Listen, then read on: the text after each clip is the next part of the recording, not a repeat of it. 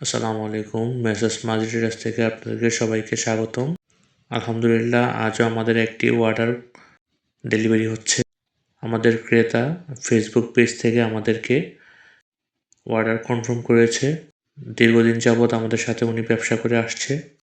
আপনারা চাইলে পাইকারি দামে আমাদের থেকে ককশিট বক্স নিতে পারেন। আমাদের কাছে সকল সাইজের ককশিট বক্স পাওয়া যায় এবং বান্দা ককশিটও পাওয়া যায়।